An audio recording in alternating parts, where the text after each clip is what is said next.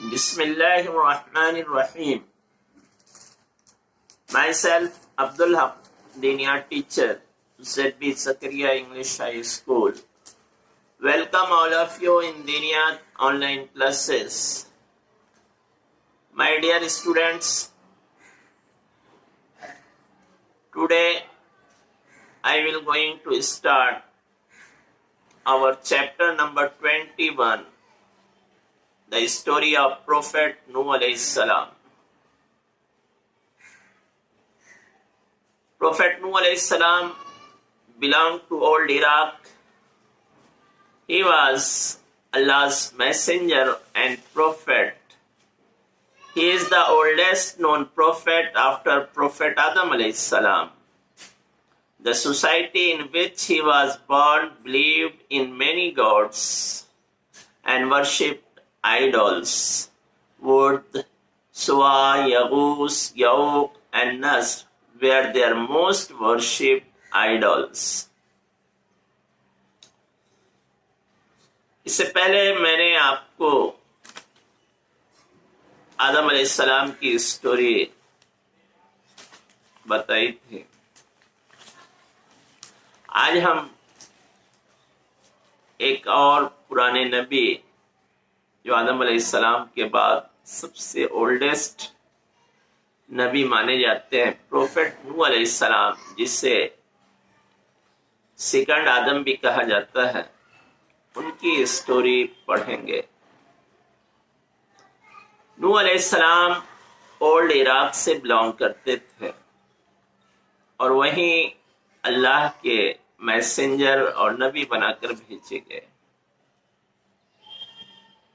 آدم علیہ السلام کے بعد یہ سب سے پرانے نبیوں میں سے ایک ہے.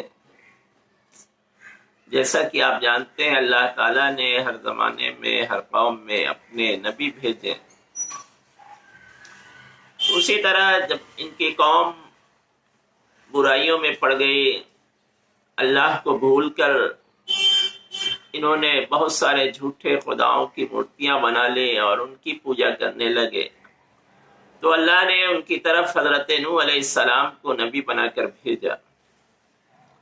ان کی قوم کے لوگ، ان کی سوسائٹی کے لوگ اللہ کو چھوڑ کر بہت سارے خداؤں کی پوجا کرنے لگے تھے اور ان کی مورتیاں بنا کر پوجا کرتے تھے، جن کے انہوں نے الگ الگ نام بھی رکھ رکھے تھے.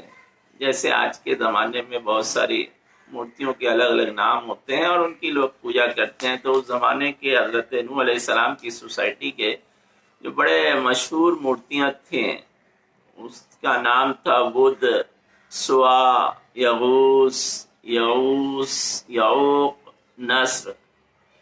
یہ وہ مورتیاں تھیں جن کی اس زمانے میں پوجا کی جاتی تھی. تو اللہ تعالیٰ نے حضرت نوح علیہ السلام کو ان کی طرف اپنا نبی بنا کر بھیجا. حضرت نوح علیہ السلام نے لوگوں کو اللہ کی طرف، اللہ کے دین کی طرف بلانا شروع کیا. Prophet Nuh alayhi salam called upon his people towards worshipping Allah, the one and only true God. He exhorted them in every possible way, but they did not listen to him. He said, "O my people, worship Allah. You have no other God but Him. Seek forgiveness of your Lord. He is ever ready to forgive you. He will send abundant rain for you from heaven, help you with wealth and sons, and provide you with gardens and flowing rivers."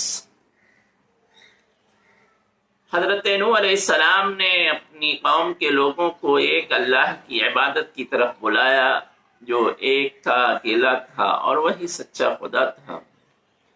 انہوں نے اپنے لوگوں کو نصیحت کی ہر طریقے سے کہ وہ ڈھیر سارے خداؤں کو چھوڑ کر ایک اللہ کی عبادت کریں، لیکن لوگوں نے ان کی بات نہیں مانی، ان پر ایمان نہیں لائے. وہ اپنے لوگوں کو کہتے ہیں، میرے قوم کے لوگوں، تم اللہ کی عبادت کرو، کیونکہ اس کے علاوہ کوئی دوسرا خدا نہیں، اور اسی سے معافی مانگو، وہی تمہارا رب ہے، لارڈ ہے. اور وہ تمہیں معاف کرنے کے لیے تیار ہے، وہ تمہارے لیے آسمان سے بارش برساتا ہے، وہ دولت اور اولاد کے ذریعے، مال اور اولاد کے ذریعے تمہاری ہیلپ کرتا ہے، اور اگر تم ایمان لاؤ گے تو اللہ تعالی تمہیں بہت سارے باغات اور بہتی ہوئی نہریں عطا کرے گا، مال اور اولاد سے نوازے گا، یعنی ہر طرح کی نعمتوں سے نوازے گا۔ لیکن کوئی بھی ایمان لانے کو تیار نہ ہوتا، یہاں تک کہ حضرت نوح علیہ السلام ان کے درمیان تقریباً 950 ایئرس تک اللہ کے دین کو پھیلاتے رہے، لیکن چند لوگوں کو چھوڑ کر کوئی بھی ان پر ایمان لانے کے لیے تیار نہیں ہوا۔ He went on preaching them for 950 years, but his people refused to believe in him and did not change. حضرت نوح علیہ السلام 950 سال تک لوگوں کو سمجھاتے رہے، یہی دعوت دیتے رہے، لیکن انہوں نے انکار کیا اور ان کے اندر ذرہ برابر بھی چینج نہیں آیا، وہ ایمان لانے کو تیار نہیں ہوئے، بلکہ وہ ان کے دشمن بن گئے، ہے نا۔ صرف کچھ لوگ تھے جو اپنی سوسائٹی کے بہت ہی پور، ویک اور آپریسڈ پیپل تھے، ستائے ہوئے لوگ تھے، کمزور لوگ تھے، وہی ایمان لائے، باقی لوگ الٹا حضرت نوح علیہ السلام کو ستانے لگے، خاص طور سے جو سوسائٹی کے بہت ہی رچ پرسن تھے اور جو بہت ہی اسٹرانگ لوگ تھے، انہوں نے اس میسج کو ریجیکٹ کر دیا اور ان پر ایمان لانے کو تیار نہیں ہوئے۔ اصل میں انہیں جس چیز نے ایمان لانے سے روک رکھا تھا وہ ان کا گھمنڈ تھا اور ان کا ایگو تھا، جس نے انہیں ایمان لانے سے روکے رکھا، اور وہ سچائی کو قبول کرنے کے لیے تیار نہیں ہوئے۔ وہ کہتے تھے، "او نوح، if you do not stop preaching, you shall be stoned to death." انہوں نے دھمکیاں دینا شروع کر دی حضرت نوح علیہ السلام کو کہ اگر تم نے اس کام سے نہیں رکے تو ہم تمہیں پتھر مار کر ہلاک کر ڈالیں گے، تمہیں پتھر مار کر مار ڈالیں گے۔ لیکن حضرت نوح علیہ السلام اپنے مشن میں، اپنے کام میں لگے رہے اور لوگوں کو سمجھاتے رہے، وہ انہیں اللہ کی طرف بلاتے رہے، یہاں تک کہ حضرت نوح علیہ السلام اور جو ان کے فالوورز تھے ان کو ہراسمنٹ کیا جاتا، ان کو ٹارچر کیا جاتا، ان کو مارا جاتا،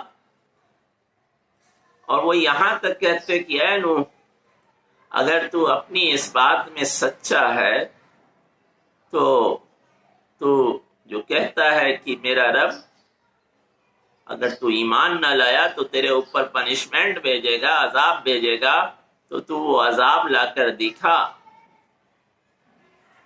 تو نوح علیہ السلام اس کے جواب میں کہتے کہ only Allah can bring it upon you if He wills, and you will not be able to escape from it. یعنی اگر وہ یہ کہتے تھے کہ اگر تو سچا ہے اپنی اس بات میں تو اللہ کا وہ عذاب لا کر ہم پر دکھا، تب ہم مانیں گے۔ لیکن نوح علیہ السلام اس کے جواب میں کہتے کہ عذاب دینا یہ صرف اللہ کے اختیار میں ہے، وہ جب چاہے گا تبھی تم پر عذاب آئے گا، اور پھر اگر اللہ کا عذاب تم پر آ گیا تو کوئی کتنا ہی طاقتور ہو، مضبوط ہو، پھر تم میں سے کوئی بھی باقی نہیں بچ سکتا۔ تو بجائے اس کے کہ تم اللہ کی عذاب کو دعوت دو اور یہ کہو کہ تم ہم پر اللہ کا عذاب لا کر دکھاؤ، تمہیں چاہیے کہ تم اللہ کو مان لو، اس کی عبادت کرو اور ان جھوٹے خداؤں کو چھوڑ دو۔ لیکن کسی بھی حال میں وہ ماننے کو تیار نہیں تھے۔ آخر حضرت نوح علیہ السلام کو جب لوگوں نے بہت ستایا اور کوئی امید باقی نہیں رہی کہ اب یہ ایمان لانے والے ہیں، تو حضرت نوح علیہ السلام نے اللہ سے دعا کی کہ اے اللہ، ان کافروں میں سے ایک کو بھی تو زندہ سلامت اس زمین پر نہ چھوڑ۔ اللہ نے حضرت نوح علیہ السلام کی یہ دعا قبول کی، اور پھر اللہ کا وہ عذاب ان کی قوم پر آیا جس نے پوری قوم کو تباہ و برباد کر کے رکھ دیا۔ اس کی ڈیٹیل انشاءاللہ میں اگلی ویڈیو میں آپ کو بتاؤں گا۔ آج کی اس ویڈیو میں بس اتنا ہی۔ Thank you very much.